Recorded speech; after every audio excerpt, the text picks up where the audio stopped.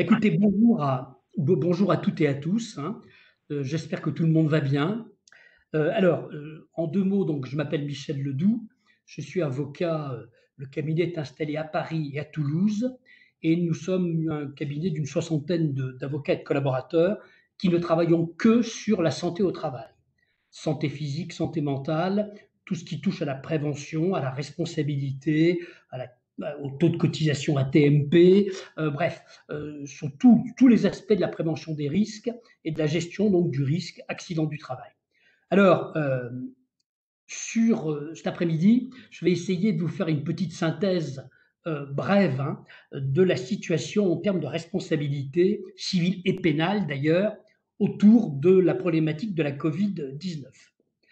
J'envisage d'aborder successivement d'abord la nature de l'obligation de l'entreprise en général et en matière de Covid, et ensuite voir un petit peu les problématiques de responsabilité civile, car vous savez que depuis quelques jours, on a un tableau de maladies professionnelles autour de la question de la Covid. Bon.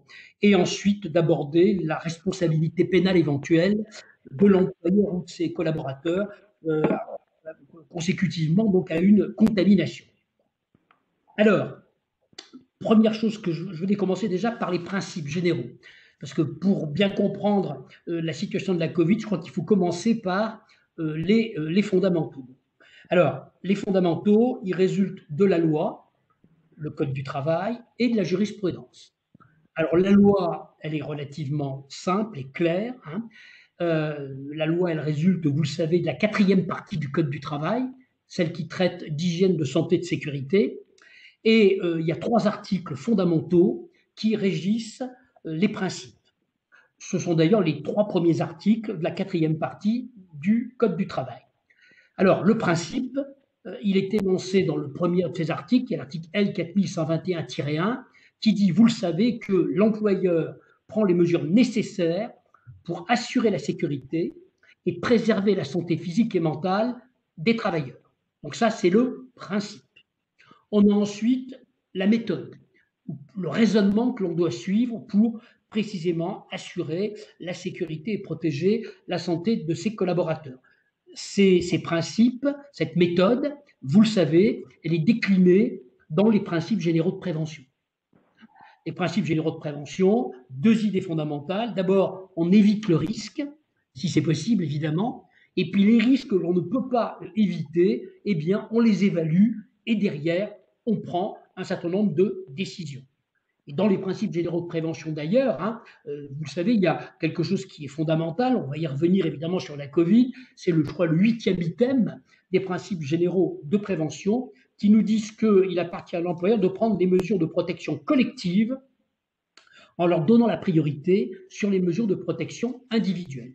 Donc la méthode, ce sont les principes généraux de prévention. Et puis, dans le Code du travail, toujours l'article suivant, il nous décline ce qu'est l'évaluation des risques. Comment on doit procéder pour réaliser l'évaluation des risques. Et alors là, on évalue d'abord, évidemment, hein, dans le choix des procédés de fabrication, les équipements de travail, l'aménagement des installations et des postes de travail. Et dans le même article, c'est l'article L 4121-3, le troisième article, hein, on nous dit derrière, après avoir évalué, on agit. Et c'est quoi? Eh bien, à la suite de cette évaluation, l'employeur met en œuvre les mesures de prévention garantissant un meilleur niveau de protection des travailleurs. Donc, on a 3 articles extrêmement fondamentaux, hein, qui posent les principes donc, de ce que doit faire l'employeur. Ça, c'est la loi. Donc, elle est claire, mais elle méritait d'être éclairée encore un peu plus, et elle l'a été par la jurisprudence de la Cour de cassation. Alors, cette jurisprudence, je vais vite, hein, vous le savez, elle a connu une première étape extrêmement importante le 28 février 2002. À l'occasion de l'affaire dite de l'amiante, la Cour de cassation a posé le principe suivant, je cite, en vertu du contrat de travail qui lie un employeur à son salarié, l'employeur est tenu à l'égard de ses salariés à une obligation de sécurité de résultat. Obligation de sécurité de résultat.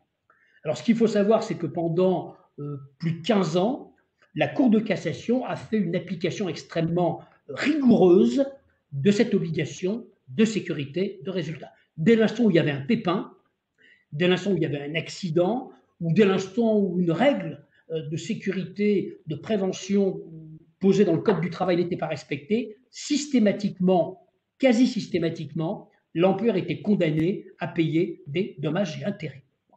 Alors, ça a duré à peu près 15 ans, ça a abouti à mettre une pression considérable sur les entreprises et avec le recul d'ailleurs on se rend compte que ça a quand même forcé un certain nombre d'entreprises à mettre le turbo, si je puis dire, en matière de prévention, mais ça aboutissait quand même entre nous à ce que tout le monde passait à la casserole, hein, que l'entreprise soit vertueuse ou qu'elle fasse n'importe quoi, dès l'instant où il y avait un petit problème, ça aboutissait à une condamnation.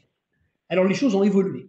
Il y a eu deux évolutions. D'abord, à un moment donné, la Cour de cassation ne s'est plus appuyée sur le contrat de travail pour fonder cette obligation de sécurité de résultat, mais s'est adossée à la loi. Et quelle loi? Celle dont je viens de parler à l'instant, c'est-à-dire la quatrième partie du Code du travail, l'obligation de sécurité de l'employeur, assurer la sécurité et protéger santé physique et mentale, hein, et puis principes généraux de prévention, etc. etc. Donc, on est passé donc d'une rigueur totale, dans un premier temps, effectivement, à ce que la jurisprudence s'adosse à la loi. Et puis, je vais très vite, on a connu une autre évolution, très importante d'ailleurs finalement avec le recul, à la suite d'un arrêt, là encore rendu par la Cour de cassation, vous voyez, pour déterminer exactement cette obligation de sécurité et de prévention, qui a été rendue le 25 novembre 2015, dans une affaire que nous appelons, nous, dans un arrêt qu'on appelle, nous, l'arrêt Air France.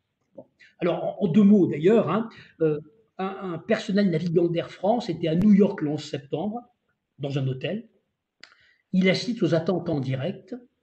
Il rentre à Paris quelques jours après. Il reprend son travail pendant 4 ans. Et au bout de 4 ans, il invoque des crises de panique à bord. Il arrête son travail pendant une très longue période et il finit par être licencié pour inaptitude. Et il saisit à l'époque le Conseil des prud'hommes pour demander les dommages et intérêts en reprochant à Air France de ne pas avoir respecté son obligation de sécurité en disant après le 11 septembre, finalement, vous m'avez laissé tout seul dans mon coin, vous vous êtes pas occupé de moi, on m'a pas aidé à surmonter le choc émotionnel, et donc c'est pas vraiment étonnant que 4 ans après, je subisse des crises de panique à bord, je demande des dommages et intérêts. Devant la cour d'appel, Air France verse au débat son plan d'action en expliquant que dès le lendemain, Air France allait recruter des psys destinés à aider les personnels navigants à se remettre de ce traumatisme, que les visites médicales étaient notamment organisées et par un médecin du travail et par un psy, notamment pour les navigants, etc., etc., etc. Et là, pour la première fois depuis 20 ans, la Cour de cassation a considéré qu'Air France avait fait le travail, que les mesures prises étaient bien faites, conformes aux obligations du Code du travail, hein, qu'elles étaient tracées d'ailleurs également dans des documents et qu'Air France en avait rapporté la preuve. Et là, Air France a vu sa responsabilité civile en tous les cas, exonérée par les plus hautes juridictions. Et aujourd'hui, où en est-on? Eh bien, il y a un principe, c'est que l'entreprise, l'employeur, lorsqu'il est informé d'un risque,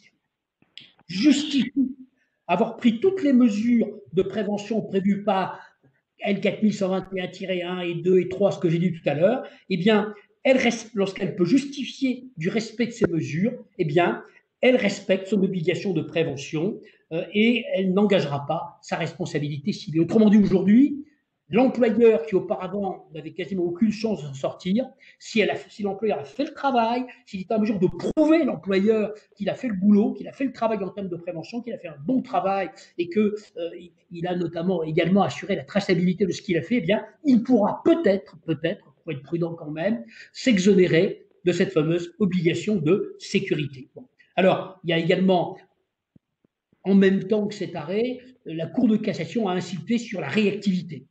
Autrement dit, il ne faut pas traîner. Hein. Il ne s'agit pas de laisser pourrir la situation, hein, d'attendre avant d'agir. Il faut agir vite, bien. Effectivement, il y a également une notion d'effectivité. Autrement dit, il ne s'agit pas de faire des usines à gaz de papier et qu'il n'y ait rien sur le terrain. Il faut que ce soit vite fait, bien fait et tracé. Et dans cette hypothèse-là, même si la barre est haute, eh bien l'employeur aura peut-être la possibilité de s'en sortir. Alors, je résume les principes généraux. Hein. L'employeur doit éviter les risques s'il le peut, évaluer les risques qu'il ne peut pas éviter, agir, hein, mettre en place des mesures hein, rapidement, réactivité et effectivement sur le terrain dans ce qu'on appelle le travail réel. Bon, et il doit être en mesure également, évidemment, de justifier de ce qu'il a fait. Alors là, bon, évidemment, document unique, règlement intérieur, note de service, plan de prévention, PPS, PS, protocole de chargement et de déchargement. Derrière, nécessité d'une traçabilité la plus structurée possible. Ça, c'est le principe. Alors maintenant, la Covid là-dedans. Eh bien, première chose qu'il faut observer, c'est qu'évidemment, le virus est partout. Le virus, il est dans la rue, dans les transports, dans les commerces, et donc l'employeur n'a pas la main sur le risque. Hein. Et dans ces conditions-là, hein, l'employeur ne peut pas garantir qu'un de ses salariés ne développera pas à un moment donné éventuellement une pathologie. Et donc, l'employeur, dans cette hypothèse-là, n'est absolument pas débiteur d'une obligation de résultat, parce qu'on ne peut pas, le virus étant partout, hein, mais par contre, l'employeur doit justifier, avoir respecté la logique des principes généraux de prévention que j'ai rappelés en 2 mots, et puis évidemment, les protocoles, les préconisations des branches. Hein, et donc, on ne peut pas éviter le risque qu'un salarié soit contaminé au travail, mais durant le temps du travail en tous les cas, hein, que la contamination apparaisse durant le temps du travail, c'est effectivement absolument impossible, mais l'employeur doit respecter les protocoles, les préconisations et les principes généraux de prévention. On appelle ça, vous voyez, dans le jargon des juristes, même si on peut discuter sur les mots, une obligation de moyens, hein, pas une obligation de résultat, une obligation de moyens. Alors certains disent une moyen renforcé, certains disent une obligation de résultat diminué, peu importe. Hein. L'important, c'est de prouver qu'on a fait le maximum pour que, au travail au moins, les salariés ne soient pas contaminés par le Covid. Alors, donc, il est impossible de garantir l'absence de contamination au travail. Alors, j'allais dire non, il y a une exception. C'est quand même le télétravail. Quand on bosse à la maison, il est clair que, par principe, hein, on ne va pas être contaminé au travail dans le même temps. Bon, maintenant, tout le monde, évidemment, ne peut pas travailler en télétravail. Hein, et donc, je répète, avec la question de la Covid, il n'y a aucune responsabilité automatique, évidemment. Hein, et je dirais même que, on va y revenir tout à l'heure, ce sera très difficile d'imputer éventuellement une pathologie au travail, aux conditions de travail, puisque ce virus, il est absolument partout. Mais, par contre, l'employeur est débiteur hein, d'une démarche hein, qui doit coller aux principes généraux de prévention. Et d'ailleurs, les fameux protocoles, la préconisation, c'est tout simplement la déclinaison de nos fameux principes généraux de prévention. Alors, la démarche, quand on l'applique à la Covid, bon, il y a une première étape absolument essentielle. C'est évidemment l'évaluation des risques. Alors, entendons-nous bien, hein, l'évaluation des risques dont on parle avec la Covid, c'est pas la paraphrase des protocoles et des préconisations. Hein. L'évaluation des risques doit se faire en fonction de l'intensité de l'exposition de chaque salarié, en fonction de l'activité de l'entreprise à chaque poste de travail. Hein. L'évaluation doit être détaillée, doit être précise. Et d'ailleurs, vous savez, toutes les décisions qui ont été rendues au mois d'avril-mai 2020, Amazon, Carrefour, La Poste, par exemple, hein, bien, qu'ont fait les juges qui étaient saisis en référé, hein, les juges du tribunal judiciaire qui étaient saisis en référé par l'inspecteur du travail, hein, eh bien, ils ont systématiquement, les juges, considéré que l'évaluation des risques n'était pas suffisante.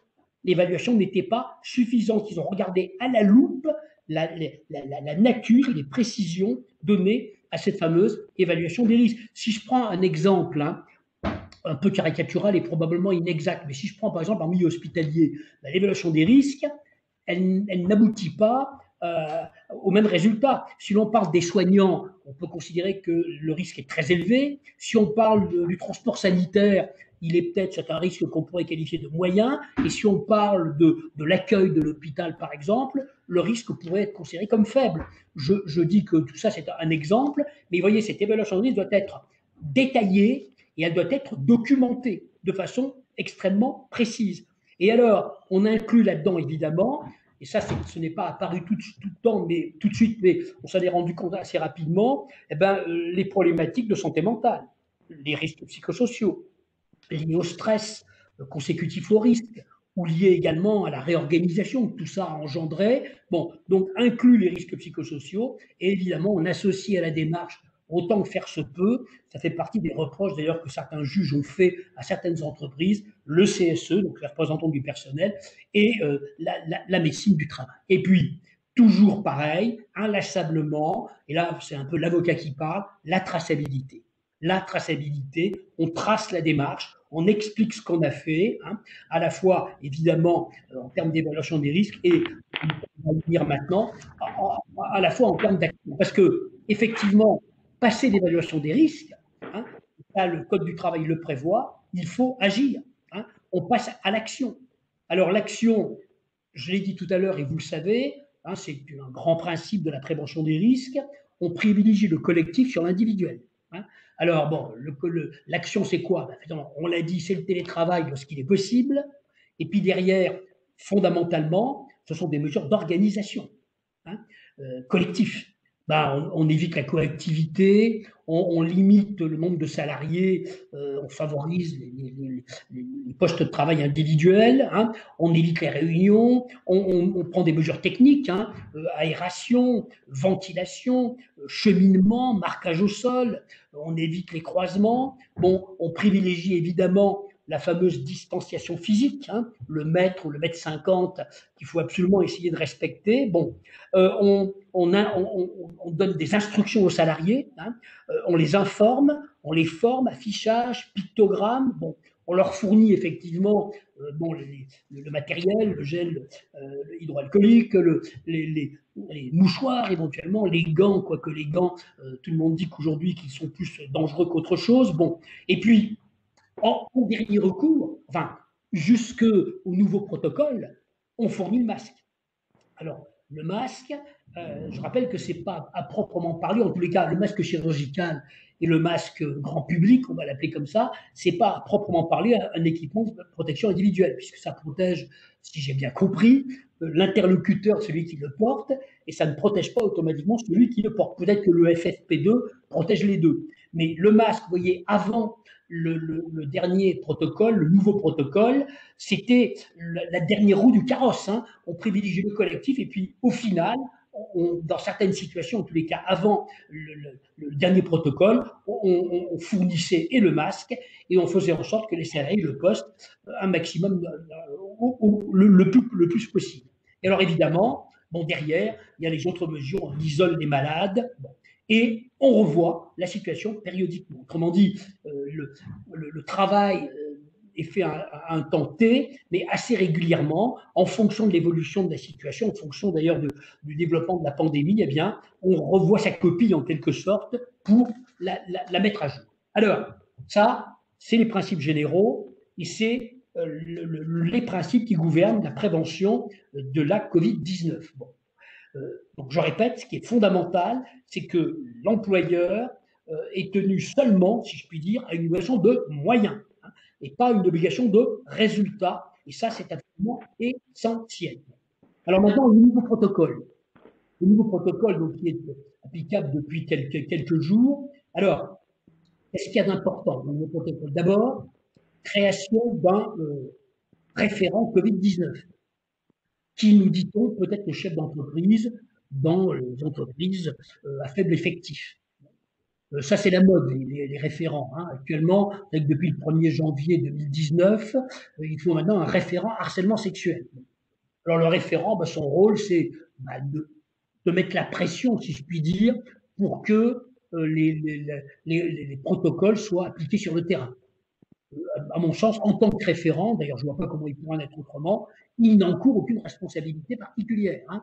C'est un peu la mouche du coche, il est là pour aider, conseiller hein, ceux qui, dans certaines situations, parce qu'effectivement, il y a plein de situations de travail où on va se retrouver en situation un petit peu délicate, il est là pour conseiller, pour veiller à ce que notamment le masque soit porté lorsqu'il doit l'être. Hein. Bon, c'est un référent, quelqu'un qui est censé être un peu plus compétent sur la prévention du Covid-19 que l'ensemble des autres personnels. Alors, deuxième effectivement mesure très importante, c'est le port du masque systématique. Bon. Alors, attention, port du masque systématique dans les lieux collectifs clos des entreprises. Hein. Autrement dit, si vous travaillez en plein champ et s'il n'y a pas de public autour, on n'est pas obligé de porter le masque. Hein. Le masque est obligatoire dans les lieux collectifs clos. Hein. Ça, c'est quand même très important de noter. Bon. Mais alors, deuxième idée fondamentale, ce n'est pas parce qu'on porte le masque qu'on est dispensé du reste, et notamment de la fameuse distanciation physique. Hein, du lavage des mains, évidemment, du respect des fameux gestes barrières, hein, de la ventilation, de l'aération des locaux, hein, et de la gestion des flux, pardon. Hein. Donc le port du masque, c'est en plus, si je puis dire. Et ça arrive, vous voyez, après ce que j'ai dit tout à l'heure, après la prévention collective. Hein, maintenant, la prévention individuelle est devenue obligatoire, hein, et elle est obligatoire par rapport au masque dans les lieux collectifs clos. Et alors, là encore, vous savez qu'il y a quelques dérogations. Alors, première dérogation prévue, évidemment, c'est ceux qui travaillent dans un bureau individuel seuls. Tant qu'ils sont seuls dans le bureau, d'ailleurs. Dès que quelqu'un rentre, il faut évidemment remettre le masque. On nous cite également une deuxième dérogation dans les ateliers ventilés comme il faut, avec la distanciation physique respectée, les fameux 1 mètre, 1 mètre 50, et dans cette hypothèse-là, on porte néanmoins la visière. Dans ce cas-là, on peut s'exonérer éventuellement du port du masque permanent. Troisième dérogation, alors celle-ci, on nous dit que certains métiers rendent le port du masque impossible. Bon. Alors j'avoue que comme ça, en y réfléchissant, ça doit exister nécessairement. Bon. Et dans ce cas-là, on en revient à l'évaluation des risques. Hein. On évalue les risques, on évalue par rapport aux conditions de travail, au poste de travail. Et effectivement, si le port du masque n'est pas possible, il faut prendre des mesures compensatoires.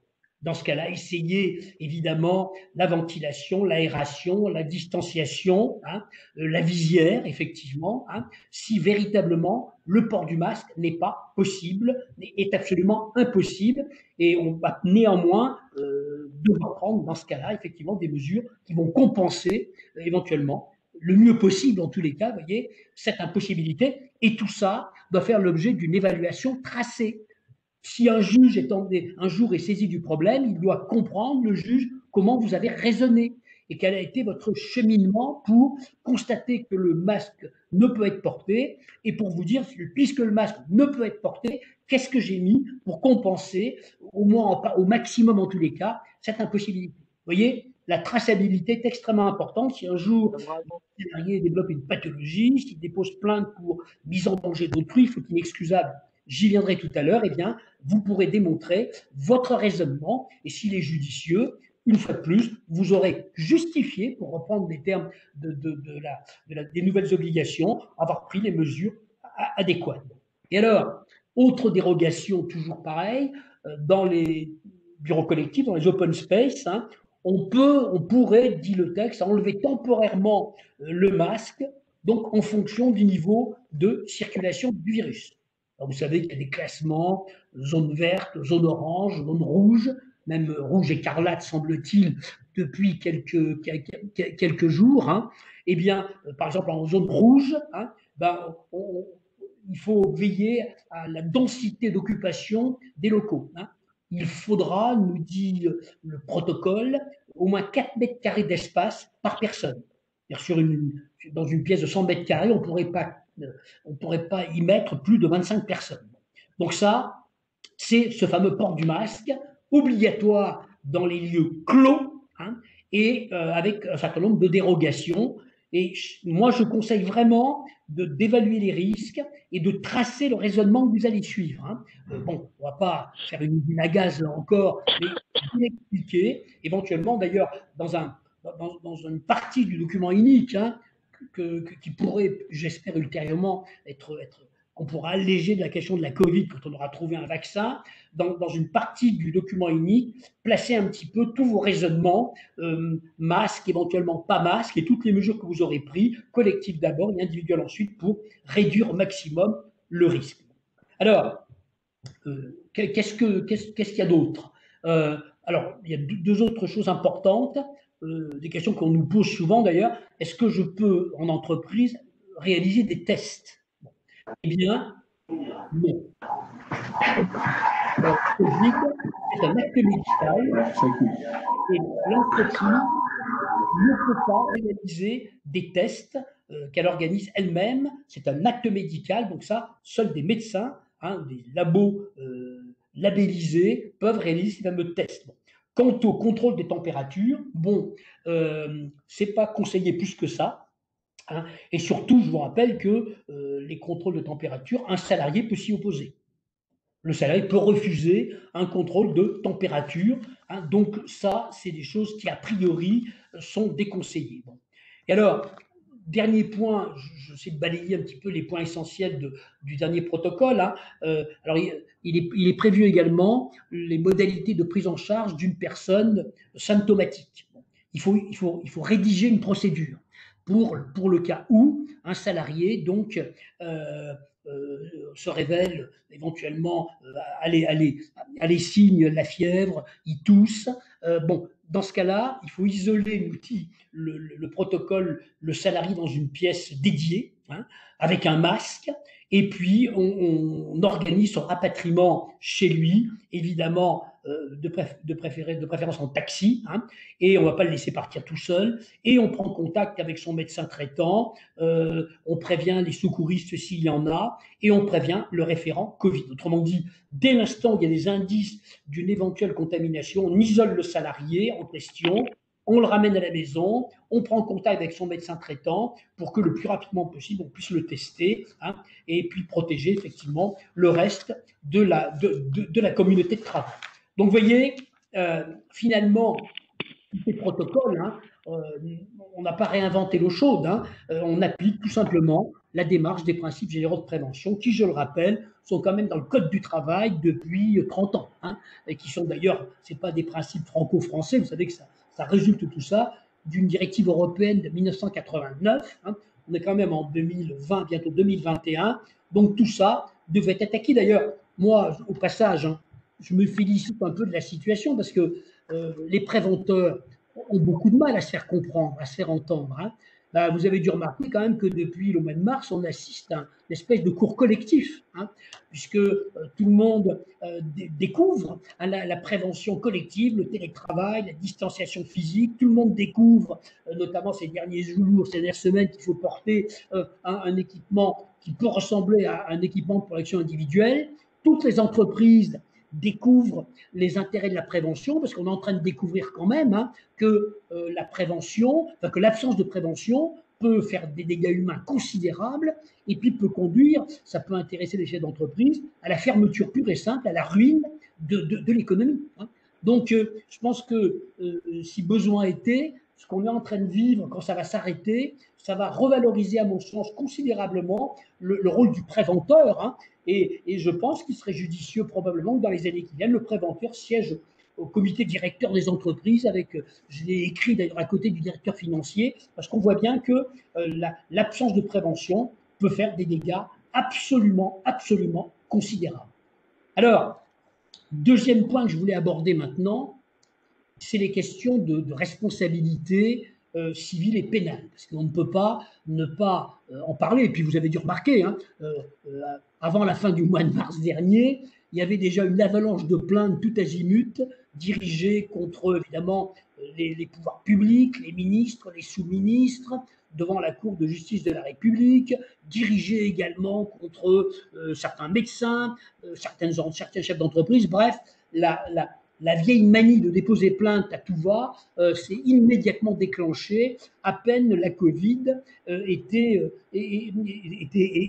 connue. Alors, vous savez qu'en termes de responsabilité, hein, il faut déjà distinguer, je dis toujours un peu à la louche, entre deux grandes familles de responsabilités.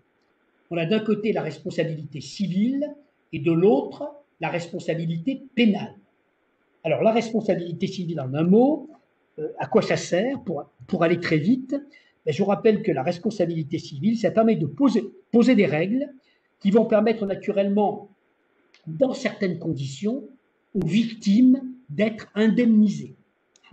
Je rappelle que dans tous les pays du monde, quand il y a un pépin, quand il y a un accident, quand il y a une maladie éventuellement professionnelle, eh bien, on indemnise la victime en lui versant de l'argent. Cet argent va dans les poches de la victime, on appelle ça des dommages et intérêts. Eh bien, le but de la responsabilité civile, pour faire simple, c'est, en cas de pépin, de distribuer, si je puis dire, des dommages et intérêts aux victimes d'accidents ou de maladies. Ça, c'est le but de la responsabilité civile. Et puis à côté de ça, on a la responsabilité pénale. Alors là, c'est complètement autre chose, hein. C'est notre responsabilité à tous en tant que citoyens à l'égard des règles fondamentales euh, qui existent dans le pays dans lequel nous vivons. Et ces règles fondamentales sont sanctionnées, hein, par notamment le code pénal, ou même d'ailleurs les dispositions pénales du code du travail. Et les sanctions du pénal, c'est soit de la prison, soit une amende, soit les deux. Et vous voyez, il faut bien distinguer l'amende des dommages et intérêts. Hein. Les dommages et intérêts vont dans les poches de la victime, l'amende va dans les poches du trésor public. C'est très différent. Hein. Donc, il y a bien deux champs de responsabilité qui, fondamentalement, sont très, très différents. Et d'ailleurs, le droit pénal, pour faire encore plus simple, hein, le but du droit pénal, c'est de marquer les interdits. Dans toutes les sociétés, il y a des interdits, des choses qu'on ne peut pas faire. Quoi qu'il se passe, c'est un feu rouge en quelque sorte, hein, ben, le droit pénal marque les interdits. Et si tu franchis la ligne interdite, je simplifie évidemment, tu vas en prison. Vous voyez, donc on est sur deux choses totalement différentes. Alors, en matière de, pour, les, pour tout ce qui survient dans le temps du travail, vous savez que ça peut avoir la qualification soit d'un accident du travail, soit d'une maladie professionnelle. Alors, l'accident du travail, vous savez, c'est un fait qui doit survenir au temps et au lieu du travail, hein, euh, à l'occasion ou dans le temps du travail. Bon. Et donc, pour qu'un événement soit considéré comme un accident du travail, il faut démontrer que l'événement a eu lieu au temps ou au lieu du travail. Alors, vous imaginez qu'avec la Covid, c'est extrêmement délicat, puisque la Covid, elle est partout. Hein. Comment voulez-vous démontrer, sauf peut-être cas extrêmement particuliers, que vous avez été contaminé, j'allais dire, uniquement au travail? Alors vous êtes venu en train, en métro, en voiture, que la veille ou le soir même, vous allez faire vos courses dans un supermarché. Donc la Covid, au titre des accidents du travail, ça paraît extrêmement difficile que ça puisse constituer un accident du travail. On pourrait imaginer quelques situations un peu bien particulières, mais c'est un peu de la science-fiction, donc l'accident du travail, on laisse tomber, ce sera très difficile que la Covid soit prise en charge, que une pathologie liée à la Covid soit prise en charge au titre des accidents du travail. Alors maintenant, au titre des maladies professionnelles. Alors, avant ces dernières semaines, il n'y avait pas de tableau de maladies professionnelles pour la Covid. Vous savez qu'en matière de maladies professionnelles, dans tous les pays du monde, hein, à partir du moment où on ne peut pas avec certitude faire le lien entre une maladie et des conditions de travail, on met en place un système de tableaux. Hein. Il y a maintenant, dans le régime général, 100 tableaux, 100 de tableaux de maladies professionnelles. Et alors, un tableau de maladie professionnelle se présente comment? Il y a 3 colonnes. Il y a la première colonne, on identifie une maladie précise, avec un certain nombre de conditions pour que cette maladie soit clairement identifiée.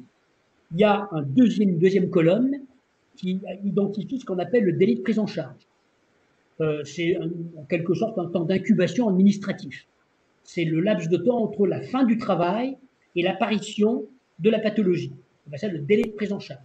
Et puis il y a une troisième colonne qui liste les activités qu'a dû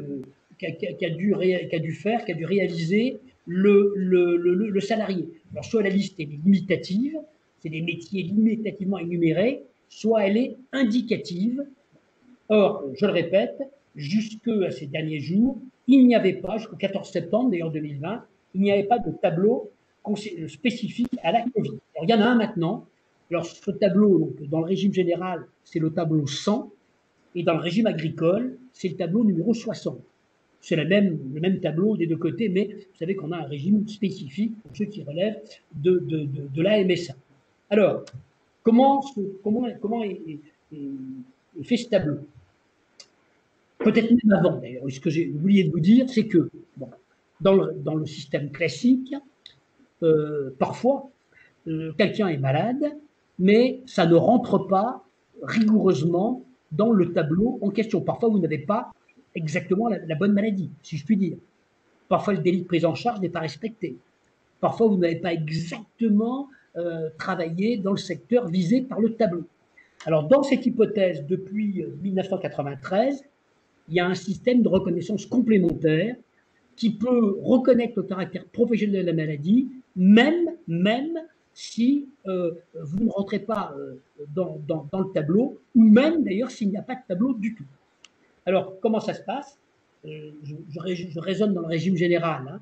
Lorsqu'une telle déclaration est faite, donc cette hypothèse-là, la caisse primaire d'assurance maladie doit transférer le dossier vers le comité régional des maladies professionnelles, de reconnaissance des maladies professionnelles, comité régional de reconnaissance des maladies professionnelles. On appelle ça dans notre jargon le C2RMP, qui est un comité constitué de médecins qui, quand bien même les conditions du tableau ne sont pas remplies, peut reconnaître le caractère professionnel de la maladie. Et dans le système classique, il y a deux hypothèses. Soit une des conditions du tableau, la deuxième ou la troisième colonne, ne sont pas remplies. Délai de prise en charge non respecté, ou éventuellement n'avait pas fait exactement le métier qu'il fallait faire pour rentrer dans le champ du tableau. Et dans cette hypothèse, le comité régional peut reconnaître le caractère professionnel si la maladie a été provoquée directement par le travail habituel de la victime. Directement par le travail habituel de la victime. Donc, ce comité examine la situation du salarié en question, peut avoir des renseignements d'ailleurs de la part de la CARSAT, hein, des ingénieurs de la CARSAT qui peuvent nourrir la réflexion du C2RMP sur le plan technique. Et si le comité l'estime judicieux, eh bien, la maladie sera quand même professionnelle. Et puis, il y a une deuxième hypothèse. C'est l'hypothèse où il n'y a pas de tableau du tout. Autrement dit, vous n'avez pas du tout la bonne maladie. La maladie ne figure pas dans le tableau. Et dans cette hypothèse-là encore, vous avez accès au comité régional. Et alors là, ça se complique, puisque déjà, pour pouvoir ouvrir la porte du C2RMP, il faut que le médecin conseil de la caisse considère que vous avez 25% d'incapacité prévisible, donc un certain degré de gravité. Et si vous avez vos 25% prévisibles, vous pouvez pénétrer dans le comité régional. Et là, le comité pourra admettre le caractère professionnel, mais là aussi, ça se complique. Si le comité estime que la maladie, qui n'est pas dans un tableau, est directement et essentiellement, vous voyez, il y a une condition supplémentaire, essentiellement provoquée par le travail habituel de la victime. Donc, vous voyez, soit vous rentrez dans le cadre des tableaux, soit vous ne rentrez pas dans le cadre des tableaux, et là, vous avez accès au C2RMP, accès relativement facile si c'est la deuxième et la troisième colonne qui manquent, accès beaucoup plus difficile si c'est la première colonne, si vous n'avez pas la bonne maladie. Bon. Ça, c'est le système de droit commun qui existe pour tous les tableaux de maladies professionnelles. Alors, pour la Covid, que nous dit notre tableau de maladies professionnelles? Déjà, première colonne, désignation de la maladie. Et alors là, la maladie est définie de façon bien précise. Affection respiratoire aiguë causée par une infection, donc Covid, confirmée par un examen biologique ou scanner, ou à défaut par une histoire clinique documentée, et en plus ayant nécessité une oxygénothérapie ou toute autre forme d'assistance ventilatoire attestée par des comptes rendus médicaux ou éventuellement ayant entraîné le décès. Autrement dit, vous voyez, c'est pas n'importe quelle pathologie Covid qui va pouvoir rentrer dans ce tableau. Je répète, affection respiratoire aiguë, donc degré de gravité tout à fait considérable, confirmé. Hein, il faut qu'il y ait des documents, un examen biologique ou un scanner, hein, ou une histoire en tous les cas clinique documentée par des documents médicaux, et en plus une oxygénothérapie, c'est-à-dire ventilation respiratoire forcée, hein, ou toute forme d'assistance ventilatoire attestée. Donc vous voyez déjà, premier point de ce fameux tableau, il est extrêmement restrictif. Extrêmement restrictif, ça veut dire que les gens qui n'auront pas d'affection respiratoire aiguë, comme l'immense majorité des gens d'ailleurs semble-t-il, eh bien, ne pourront pas bénéficier de cette présomption d'imputabilité liée à la rédaction d'un tableau. Deuxième point du tableau, délai de prise en charge 14 jours. Bon, c'est court, mais ça, il y a des délais de prise en charge très courts. Et alors, troisième point, c'est la liste limitative des travaux. Et alors là, ben, c'est quasiment uniquement, c'est même tous ceux qui tournent autour du personnel de soins et assimilés. Hein.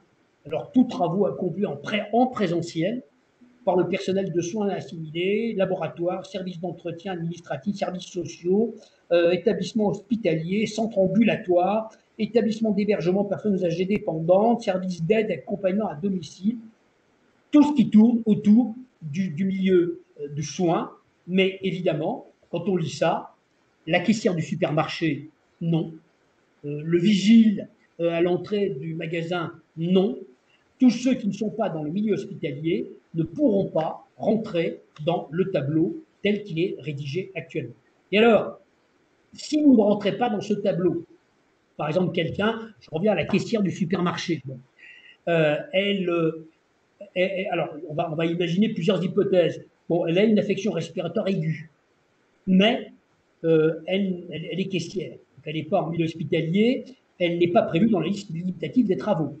Comment va-t-il se passer? Elle va faire sa déclaration, il faut qu'elle fasse sa déclaration, la caisse va transférer le dossier au comité régional, alors je vais en parler tout à l'heure, il est unique pour la Covid, et dans ce cas-là, le comité régional pourra éventuellement reconnaître le caractère professionnel de la maladie si effectivement elle a une affection respiratoire aiguë confirmée comme elle doit l'être et si le délai de prise en charge est respecté. Donc ça, là, normalement, maintenant, si la personne n'a pas d'affection respiratoire aiguë, eh bien, il n'y a pas de tableau. Ça équivaut au fait qu'il n'y a pas de tableau de maladie professionnelle, puisque la définition de la maladie n'est pas remplie.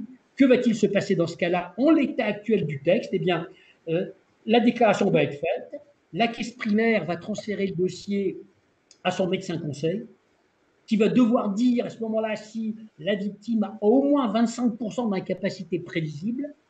Et je peux vous garantir que 25% déjà, c'est un taux d'IPP extrêmement lourd, prévisible. Donc déjà, ça va éliminer un certain nombre de personnes. Hein. Et puis, derrière, eh bien, il va falloir, alors la caisse, le comité régional, si la personne a 25%, va devoir considérer que la maladie a été essentiellement et directement provoquée par le travail habituel de la victime. Alors là, deuxième difficulté, bon, directement peut-être, mais essentiellement, en l'état actuel des comités régionaux tels que je les connais, s'il y a de la rigueur dans l'appréciation du comité régional, essentiellement, ça va être très difficile parce que, je le répète, la caissière, eh bien, elle a fait ses courses à son tour, de son côté, elle a pris le bus, elle a pris le métro, elle a circulé dans sa ville, et effectivement, dire que c'est essentiellement son travail habituel qui lui a provoqué la Covid, ça va être extrêmement délicat. Donc, ça veut dire que très peu de gens, en l'état actuel du tableau, en tous les cas, pourront être reconnus au titre des maladies professionnelles. Et alors, il y a une particularité supplémentaire que je vous signale, c'est que le fameux C2RNP, dans le régime normal, il est régional. Il y a des comités régionaux, il y en a plusieurs en France. Avec la Covid, là, il y a une exception. On va désigner un seul comité régional unique qui va concentrer toutes les déclarations de Covid en France.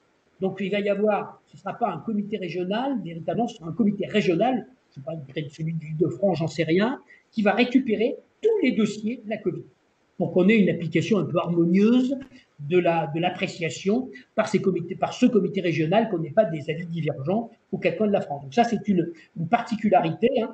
Il va y avoir un comité régional unique. Voilà, hein. CRU, comité régional unique. Alors, ceci dit, une remarque supplémentaire, j'ai lu quelque part que les pouvoirs publics s'étaient engagés à ce qu'il y ait une appréciation bienveillante. Bon. Alors, j'attends de voir, hein, parce que pour l'instant, on en est aux prémices. Hein. Les déclarations sont tellement en train de se faire. Il va y avoir probablement des rejets, il va y avoir des C2RMP, on va voir un peu comment tout ça va s'appliquer. J'avoue que je ne sais pas comment ça va être appliqué sur le terrain. Hein. Appréciation bienveillante, en tous les cas, jusqu'à présent, nous, le contentieux de la sécurité sociale, on le pratique tous les jours depuis 30 ans. L'appréciation des caisses n'est pas automatiquement bienveillante. Hein. Lorsque les conditions ne sont pas réunies, ben, ça aboutit à des rejets de déclarations, des rejets du caractère professionnel. Et derrière, bon, ben, il y a la possibilité de contester tout ça devant maintenant ce qui s'appelle aujourd'hui le pôle social du tribunal judiciaire. Et alors, derrière tout ça, il y a là encore une, un point supplémentaire, c'est que ceux qui seront reconnus, il y en aura, hein, notamment dans le personnel hospitalier, ils vont pouvoir peut-être, enfin ils vont pouvoir même à coup sûr d'ailleurs, engager une procédure supplémentaire. Vous savez que lorsque la victime d'un accident du travail ou d'une maladie professionnelle est victime d'un accident ou d'une maladie, cette victime a la possibilité, si elle estime que sa maladie est provoquée par le non-respect des règles de sécurité de la part de l'entreprise, la victime a la possibilité d'invoquer la faute inexcusable de l'employeur devant le pôle social du tribunal de grande instance. Ça s'appelait il y a encore pas si longtemps que ça, le tribunal des affaires de sécurité sociale. Ça a changé de nom, pôle social du tribunal judiciaire. Et si la faute inexcusable est reconnue, eh bien la victime va recevoir des dommages et intérêts complémentaires. En deux mots, on va lui majorer sa rente, hein, maladie professionnelle ou accident du travail, et on va indemniser la victime de ce que nous appelons les préjudices personnels, souffrance physique, souffrance morale, préjudice esthétique par exemple. Et puis au final, lorsque la décision est rendue, c'est l'employeur qui paie. L'employeur qui n'a pas donc respecté les règles d'hygiène et de sécurité. Et donc, que va-t-il se passer? Très probablement, il y a un certain nombre de victimes qui, atteintes de la Covid, reconnues en maladie professionnelle, vont invoquer la faute inexcusable de leur établissement hospitalier. En disant quoi? En disant que les masques sont arrivés trop tard, qu'il n'y avait pas de gel hydroalcoolique au mois de mars et au mois d'avril, que les règles de sécurité ont été improvisées au fil de l'eau, et que donc l'employeur, qui est titulaire d'une obligation de sécurité, on l'a vu tout à l'heure, n'a pas respecté, et donc il est probable, hein, alors on va voir comment tout ça va se construire, hein, mais il est probable que certaines juridictions condamneront les établissements en question à indemniser la victime, parce que pour qu'il y ait une faute inexcusable, la victime doit rapporter la preuve de deux éléments. Un, que l'employeur a eu conscience du danger. Excusez-moi, mais la Covid-19, depuis le 14 mars ou le 15 mars, on n'a parlé que de ça. Donc, ne pas avoir conscience du danger, il faudrait être sur une île déserte, être sourd. Hein, bon, donc et ne pas avoir pris les mesures, deuxième condition, destinées à préserver le salarié. Or, on voit bien que les mesures destinées à préserver, c'était, dans un premier temps, les masques respiratoires, la distanciation, et les entreprises qui ne seront pas en mesure de prouver qu'elles ont respecté ces mesures-là, risquent bien d'être condamnées en faute inexcusable. Et alors, j'ai même pas fini l'histoire, tant que j'y suis, c'est que les entreprises condamnées, qui paieront des dommages et intérêts à leurs salariés, finalement, elles pourraient très bien se retourner contre l'État, après avoir été condamnées devant le tribunal administratif, pour reprocher à l'État de ne pas avoir fourni, hein, en temps et en heure, et les masques respiratoires, de ne pas avoir organisé, de ne pas immédiatement avoir pris la mesure de la catastrophe sanitaire qui était en train de se déclencher, et donc possibilité de demander le remboursement de tout ou partie, en tous les cas, des dommages et intérêts à l'État devant la juridiction administrative. Donc tout ça pour vous dire qu'on n'a pas fini d'entendre parler de la Covid sur le terrain judiciaire et notamment sur le terrain civil. On va avoir des déclarations de maladie professionnelle, d'ailleurs c'est parti, elles sont en cours d'instruction, des saisines, des reconnaissances, d'abord par le biais du tableau, lorsque les gens rentreront dans le tableau, des saisines des comités régionaux, du comité régional unique, qui va probablement, ça va faire couler pas mal d'encre, si c'est la petite caissière ou des gens qui n'ont rien à voir avec le milieu hospitalier. Et puis derrière, à coup sûr, des procédures de faute inexcusable, et puis peut-être dans 3, 4, 5 ans, des procédures administratives pour demander à l'État le remboursement des condamnations au titre de la faute inexcusable. Et alors, j'ajoute quand même un autre point important pour les employeurs, parce que lorsque, au mois de juillet, on nous a présenté le projet de tableau, parce que moi, je sais que j'ai eu en main le projet de tableau, me semble-t-il, début juillet. Hein, je vous rappelle qu'il a été publié au Journal officiel le 14 septembre. Dans les projets dont on avait connaissance, il était prévu que les conséquences financières, parce que ce que j'ai pas dit, c'est que lorsqu'un accident du travail est reconnu, vous le savez, ou une maladie professionnelle, eh bien cet accident va figurer sur le compte employeur de l'entreprise, lequel compte sert à calculer le taux de cotisation AT-MP de l'employeur. Autrement dit, l'idée, je vais très vite, hein, plus on a d'accidents du travail, plus on a de maladies professionnelles, plus les arrêts de travail sont longs, plus les frais, plus les taux d'arrêt sont lourds, plus le taux AT est important, et le taux AT, on le paye à l'URSSAF avec les charges sociales. Et donc ça impacte les charges sociales de l'employeur. Le but étant de punir économiquement l'employeur qui ne fait pas de prévention, puisqu'il a des accidents du travail graves et des maladies professionnelles. Et lorsqu'on nous a présenté le projet, on nous a dit les conséquences de la reconnaissance du Covid en termes de tarification ne seront pas imputées à telle ou telle entreprise, mais seront imputées au compte spécial, autrement dit mutualisées au niveau de tous les employeurs. Tout simplement parce que ce n'est pas un risque qui émane de l'entreprise en tant que telle, c'est un risque, c'est une catastrophe naturelle finalement, la Covid, hein, et donc on ne peut pas imputer à une entreprise, lui faire payer les conséquences d'une maladie sur laquelle l'employeur n'a pas la main. Je l'ai dit tout à l'heure. Bon.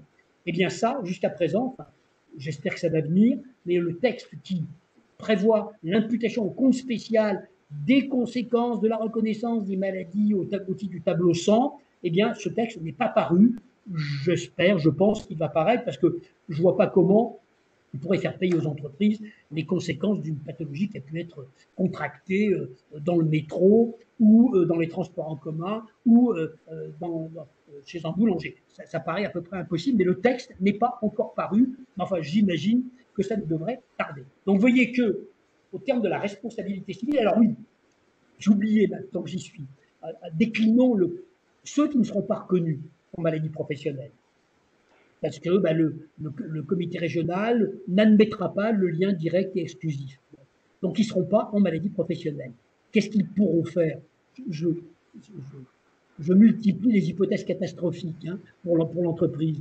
Ben, ils pourraient saisir le Conseil des prud'hommes et puisqu'ils ne sont pas reconnus en maladie professionnelle, reprocher devant le Conseil des prud'hommes à leur employeur de ne pas avoir respecté leur obligation de prévention et obtenir des dommages et intérêts devant le Conseil des prud'hommes pour le non-respect de l'obligation qu'a l'employeur de préserver la santé, etc., etc. Là encore, pas de masque respiratoire, pas de gestes barrières, aucune formation, aucune information, aucune organisation du travail, pas de gel hydroalcoolique, etc., etc., etc. Donc, vous voyez que derrière, la victime qui ne serait pas reconnue en maladie professionnelle pourrait recouvrer une action, ce qu'on appelle en droit commun, aller dans le Conseil des prud'hommes pour demander, le cas échéant, des dommages et intérêts. Ça se confirme, on n'est pas sorti de l'auberge avec la Covid sur le terrain judiciaire. Alors ça, c'est la responsabilité civile. Maintenant, la responsabilité pénale. Alors là, c'est plus délicat. La responsabilité pénale, déjà, vous savez que cette responsabilité pénale, on peut la rechercher dans le Code du travail et dans le Code pénal. Dans le Code du travail, il y a toute une série de comportements qui constituent, si l'employeur ne respecte pas les règles de sécurité, qui constituent un délit pénal. Donc il y a des infractions dans le Code du travail et dans le Code pénal. Dans le Code pénal, alors on va dire que schématiquement, il y en a 3. Il y a les délits d'homicide et de blessure involontaire, et puis il y a éventuellement le délit de mise en danger d'autrui. Alors dans le Code du travail déjà, première remarque, et ça vient d'être confirmé d'ailleurs il y a quelques jours par une lettre, une fiche de la Direction générale du travail, qui je crois qui est du 14 septembre, il est clair que les protocoles, les préconisations n'ont aucune force obligatoire en tant que telles. Hein. Ce n'est pas la loi. Hein. Ces protocoles ont un seul objectif, c'est d'aider les entreprises à respecter leurs obligations de prévention. Autrement dit, ces protocoles en tant que tels, si vous ne les respectez pas, vous ne pouvez pas vous retrouver directement dans le tribunal correctionnel parce que vous ne les avez pas respectés. Non, c'est pas un décret, c'est pas un texte d'origine constitutionnelle, donc ça ne peut pas servir de fondement à des poursuites pénales, en tous les cas, au titre du Code du travail. Bon. Mais attention, l'inspecteur du travail peut sanctionner malgré tout un certain nombre de choses. Par exemple, si vous n'avez pas de document unique d'évaluation des risques, pas du tout, hein, eh ben c'est une contravention. Par exemple, dans certaines situations, l'absence de port du masque peut révéler une situation dangereuse. Et si, alors ça dépendra du contexte, hein, vous savez que les situations dangereuses peuvent faire l'objet de sanctions proposées par l'inspection du travail. Hein. Si on ne porte pas le masque et si les conditions de dispense de port du masque ne sont pas remplies, ça peut rentrer dans le champ d'une infraction au Code du travail. Hein. Alors, le ministère, la DGT, nous a dit il y a quelques jours que le rôle de l'inspecteur du travail, malgré tout, vous n'allez pas ce qu'il y a dans un premier temps, hein, c'est un rôle de conseil et d'accompagnement des entreprises. Alors, malgré tout, si vous êtes contrôlé par l'inspection du travail, qu'est-ce qu'elle peut faire l'inspection? D'abord, éventuellement, vous envoyez une lettre d'observation. On va dire voilà ce qui cloche. Sous-entendu, dépêchez-vous d'y remédier. Bon. Si vous ne remédiez pas à cette lettre d'observation, que peut faire l'inspection du travail? Vous envoyez une mise en demeure. Et même éventuellement vous imposez, vous formulez une demande de vérification des installations. Troisième possibilité, vous ne réagissez toujours pas, eh bien, l'inspecteur là aura le choix entre soit dresser un procès verbal qu'il va envoyer au procureur de la République, il va faire la liste des infractions qu'il vous reproche, ou alors, et ça s'est beaucoup fait au mois d'avril-mai dernier, il a le droit de le faire, il peut saisir le juge des référés du tribunal judiciaire et demander au juge des référés de prendre des mesures urgentes pour faire cesser le risque grave. Et là, rappelez-vous, hein, il y a des décisions qui ont été rendues, je l'ai dit tout à l'heure, Amazon, La Poste, Carrefour et quelques autres. Hein, c'est l'inspecteur du travail qui avait saisi ce juge, qui a pris des mesures urgentes, notamment, ça a abouti à fermer certains établissements, le temps que ces établissements se mettent dans les clous en termes de prévention. Et quand je parlais des infractions spécifiques, il y a le problème des risques biologiques. Hein. Bon, les risques biologiques sont réglementés, il y a des mesures de prévention extrêmement précises. Hein, et donc, alors il y a eu un débat, je crois que c'est le tribunal de Lille, hein, qui avait considéré que le Covid crée un risque biologique et avait demandé aux entreprises de respecter la réglementation spécifique aux risques biologiques. Bon, en fait, le tribunal de Lille avait appliqué ça, je crois, à un commerce d'alimentation. Et pourquoi il l'avait appliqué? Parce que dans le document unique de ce commerce, le risque biologique avait été identifié. Et donc, le juge a dit, même si vous n'êtes pas dans la catégorie 1 et 2, hein, qui implique automatiquement l'application de la réglementation, puisque vous l'avez écrit dans votre document unique d'évaluation des risques, eh ben, vous devez respecter la procédure risque biologique. Autrement dit, vous voyez, au titre du Code du travail, bon, les préconisations, protocoles, ce ne sont pas des textes qui pourraient vous permettre de vous renvoyer dans le tribunal. Par contre, un certain nombre de comportements pourraient rentrer dans les petites cases des délits du Code du travail et conduire l'inspecteur du travail à dresser un PV et peut-être pourrait vous amener à comparaître devant le tribunal correctionnel. Alors, maintenant, il y a les autres, il y a le Code pénal.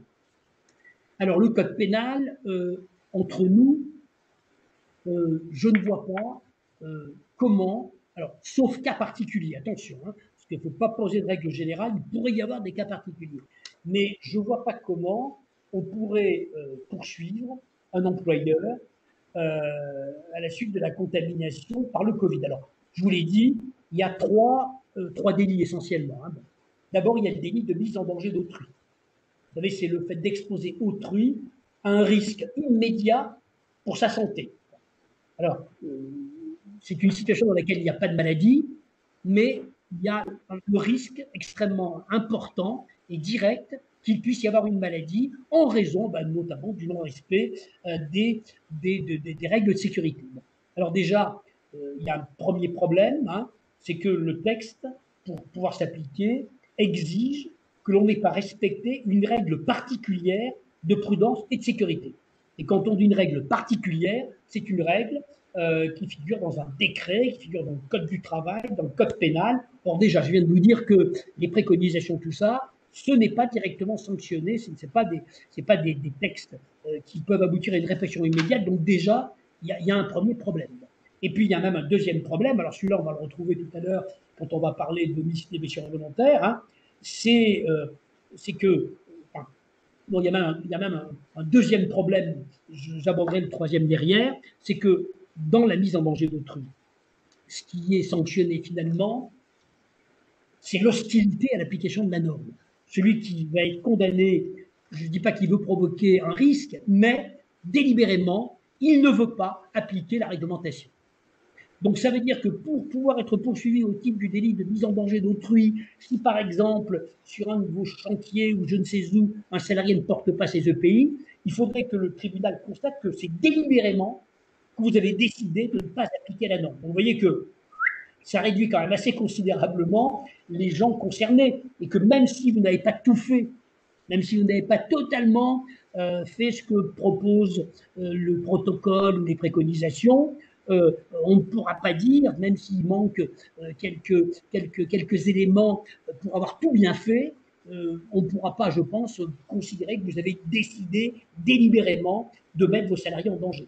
Donc je ne vois pas comment ce délit pourrait être, en situation normale en tous les cas, reproché à tel ou tel employeur. Et puis, il y a encore un autre problème, c'est le lien de causalité.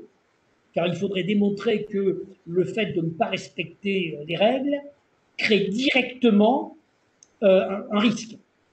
Or, le problème, c'est qu'on y revient inlassablement, la Covid étant partout, hein, comment prouver que c'est seulement votre non-respect des règles de sécurité qui est à l'origine du risque? Ça va être quasiment impossible à faire. Donc le délit de mise en autrui, je n'y crois pas. Et alors il y a évidemment les deux délits classiques, hein, homicide et blessures involontaires. Bon, alors là, il y a deux problèmes là encore. Hein. Déjà, vous savez que les délits de homicide et blessures involontaires ont été modifiés plusieurs fois ces dernières années. Bon, et que quand on va, pour apprécier l'imprudence et la négligence, bon, on doit tenir compte de la compétence et des moyens dont l'employeur disposait au moment des faits.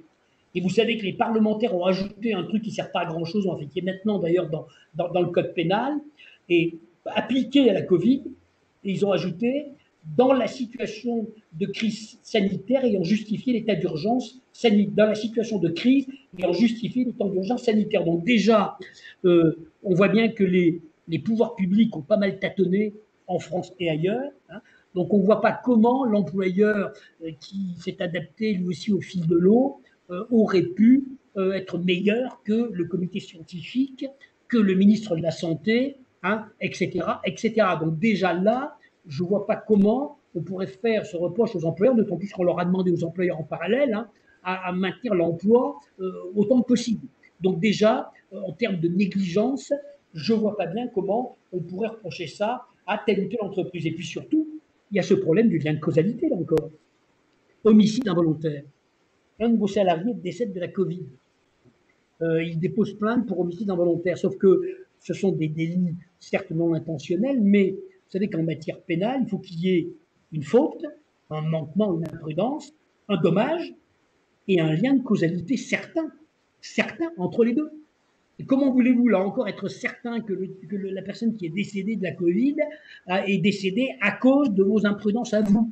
Puisque, je le répète une fois de plus, la personne a circulé avant d'arriver dans l'entreprise, le soir, elle rentre chez elle, et donc, sauf cas particulier. Là encore, on pourrait imaginer, comme un cluster, comme on dit, ou dans un EHPAD, par exemple, une situation dans laquelle on puisse vraiment faire le lien absolu entre la pathologie ou le décès d'un malade et une imprudence du directeur de cet établissement. Bon, je suis prudent parce qu'il y a toujours des situations particulières qui pourraient survenir, mais je ne vois pas vraiment comment on pourrait, au titre du code pénal en tous les cas, poursuivre d'ailleurs quiconque, hein, ni les chefs d'entreprise, ni même d'ailleurs les pouvoirs publics, parce que là encore, hein, entre nous, au mois de février 2020, qui avait entendu parler de la Covid?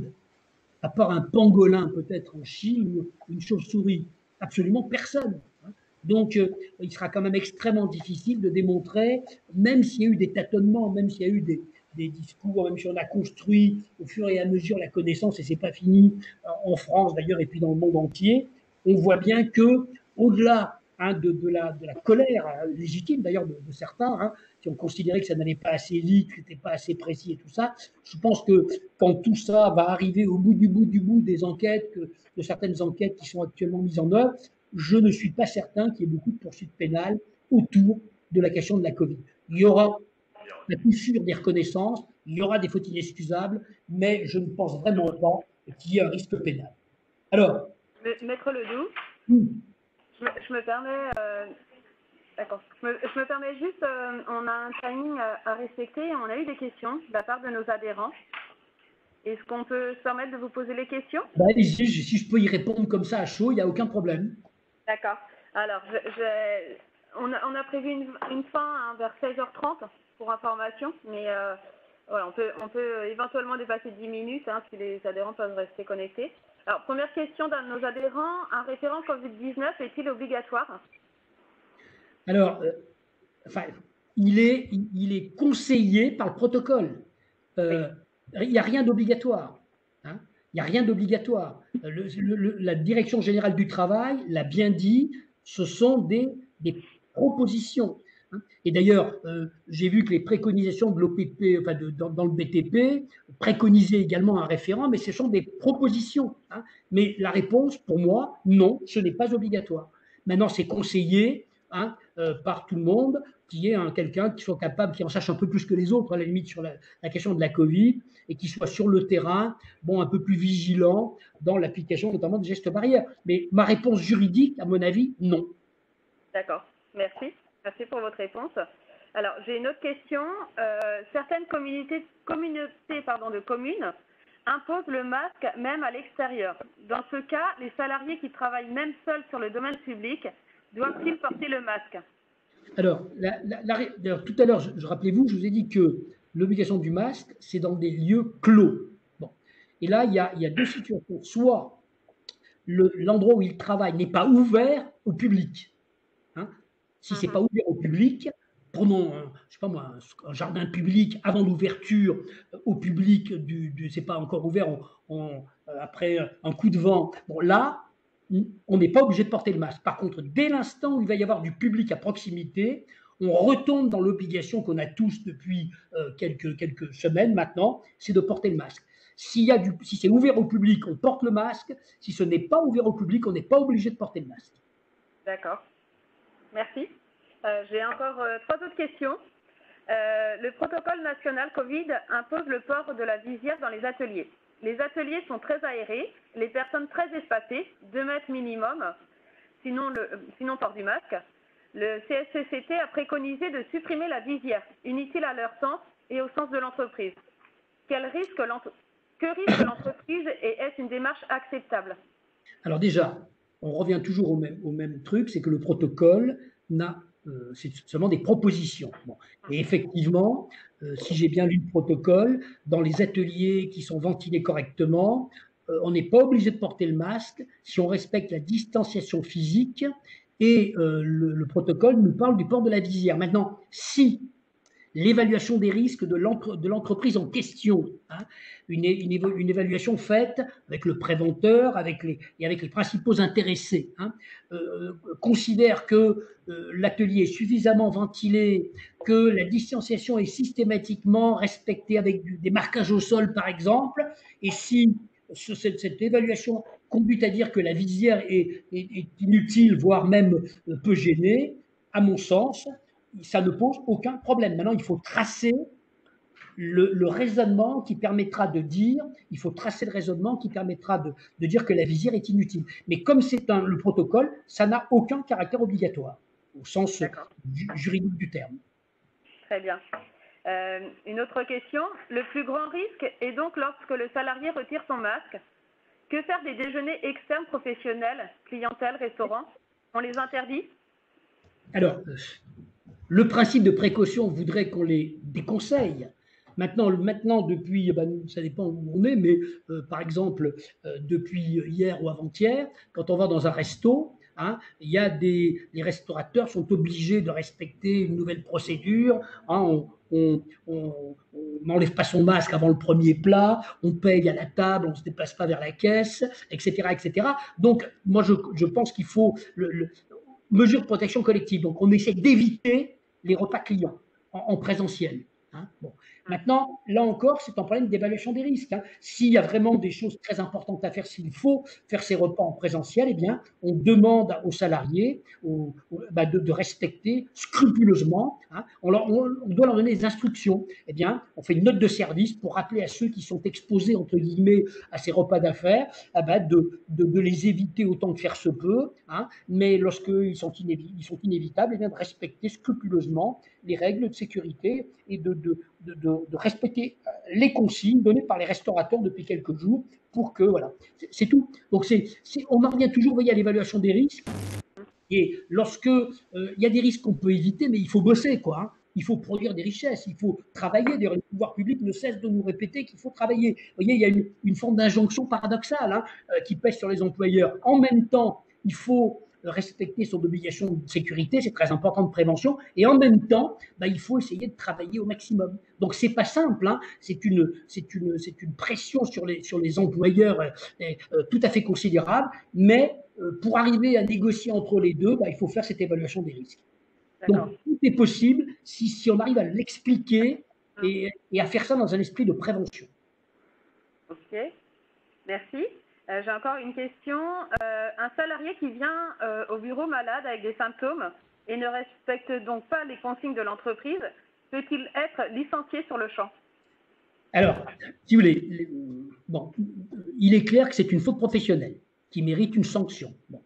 Maintenant, la sanction, alors là, la sanction doit être proportionnelle. Hein. Il y a une règle en matière de sanction disciplinaire, c'est la proportionnalité. Bon. Il est clair que, à mon avis, il doit être mis à pied immédiatement, et qu'on doit lui infliger une sanction.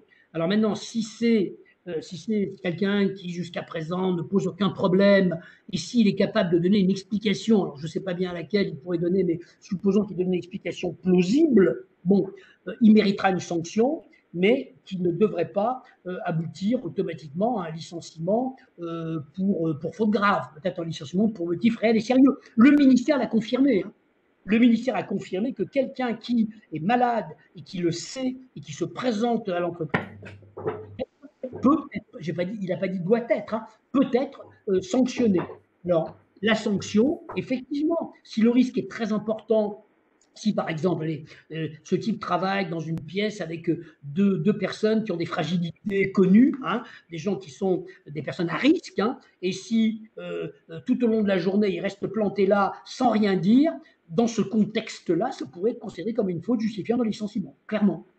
Maintenant, une fois de plus, ça dépend de la situation précise du salarié, des explications qu'il va donner, de l'endroit où il a travaillé. Effectivement, je répète, l'exemple n'est pas mauvais. Finalement, il travaille dans un bureau, petit bureau, hein, donc avec des gens fragiles. Et en plus, bon, à midi, il est allé à la machine à café, il a posé son masque et il a discuté pendant une demi-heure avec des gens qui avaient des fragilités. Ça pourrait justifier le licenciement, en effet. Mais néanmoins, prudence et proportionnalité. D'accord, très bien. Voilà, écoutez, je vous remercie, toutes et tous. C'est un peu, bon, j'aurais préféré être avec vous, mais je crois qu'effectivement, si on veut respecter les règles de prévention, c'est pas vraiment le moment. Hein. Donc, écoutez, je vous remercie en tous les cas pour votre question à tous. Voilà. Écoutez, Maître Ledoux, merci à vous pour votre intervention. Je pense que, vous voyez, il y a eu pas mal de questions. Les gens disent merci aussi d'avoir répondu à leurs questions de manière aussi claire. Et vous voyez sur les chats, je vous remercie pour votre intervention. Hein. C'est vrai que la gestion du Covid, on se rend bien compte que c'est basé sur ces 9 principes de prévention généraux, hein, qu'on connaît bien dans MAZ également. Et ça remet la prévention au cœur de l'entreprise. Donc, c'était très intéressant. Merci pour tout.